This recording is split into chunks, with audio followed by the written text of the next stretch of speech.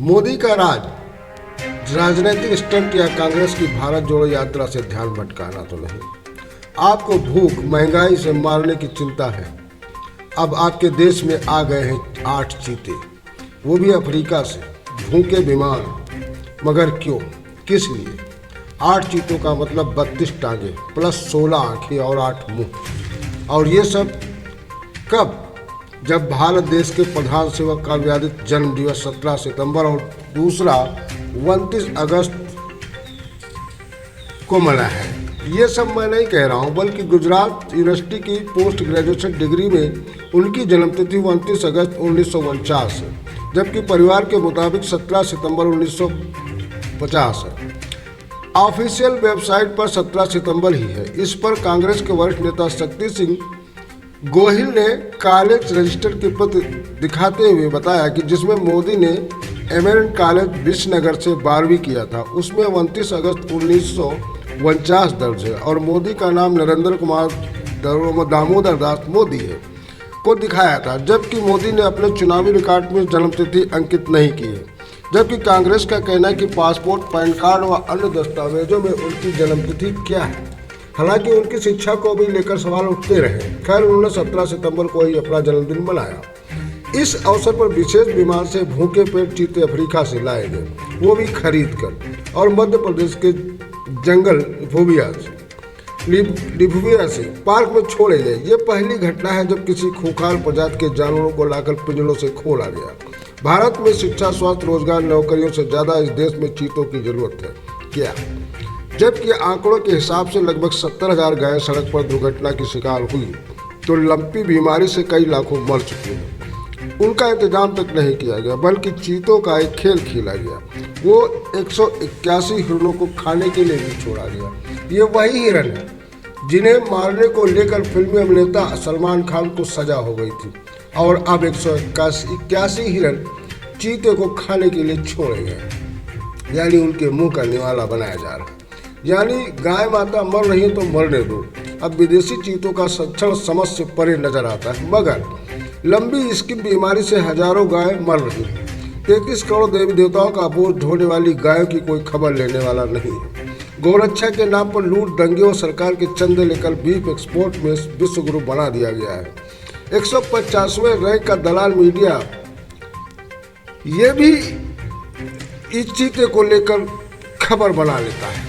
सिर्फ चीता चीता चिल्ला रहा है। कई चैनलों ने हेडलाइन तक बना डाली कि दहाड़ेंगे चीते, लेकिन आया तो म्याऊं म्याऊं करने लगा। लेकिन पता होना चाहिए कि चीते दहाड़ते हैं नहीं हैं, जबकि शेर दहाड़ते हैं।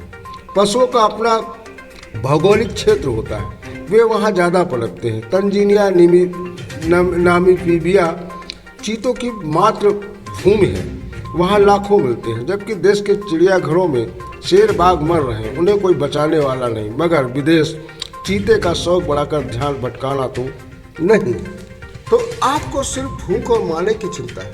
उनके जख्मों को देखना यत्न आपकी सोच के दायरे में नहीं, सहज नहीं है। दिन में 18 घंटे काम करना। चीता लौट आया। अब आप चिंता ना करें, आप चिंता मुक्त हो चुके हैं। चमड़ी, रक्त, लोथड़ा अतः हड्डियां बचेंगी, तभी तो चीता सजेगी। दुनिया का सबसे फुर्तीला शिकारी है चीता। हिरण की औकात नहीं खुद को बचा के रख पाए। नामीबिया के जंगलों में शिकार करता था, खुद को सबसे फुर्तीला शिकारी समझने का स्वांग पाले बैठा था।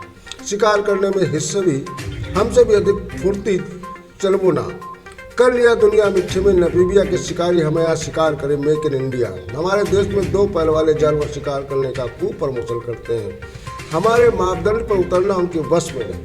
प्रलय संभव न हो तो प्रलय तो नहीं होने देंगे।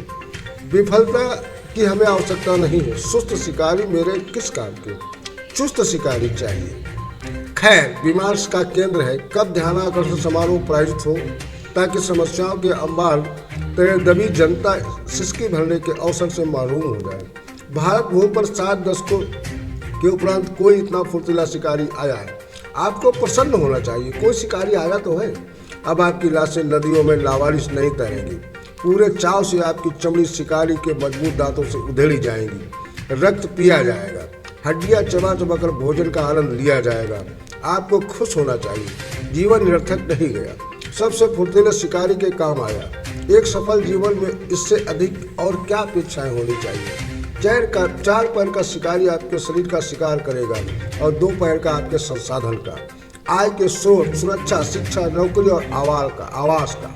आपकी शांति बची रहेगी। इस मुगालते में न रहे। कुछ नरबच्ची बच्चों को प्रशिक्षित किया जा रहा है। भारत भूमि पर लंबे समय तक की गई तपस्या का प्रतिफल है। दुनिया के सबसे फुर्तीले शिकारी का दीदार किया है। अनुकूल समय का प्रताप देखें। एक ही समय में 2 शिकारियों ने भारत को अपने कार्य क्षेत्र बनाया। इस अंतर इतना सा है, एक 4 पैर से चलता है, दूसरा 2 पैर पर। भारत शेर की ख्याति के लिए जाना जाता है, जिसकी दिहाड़ किसी का भी आगे से गीला और पीछे से पीला कर सकती है। कुछ लोग व्यवसाय की पृष्ठभूमि के होते हैं।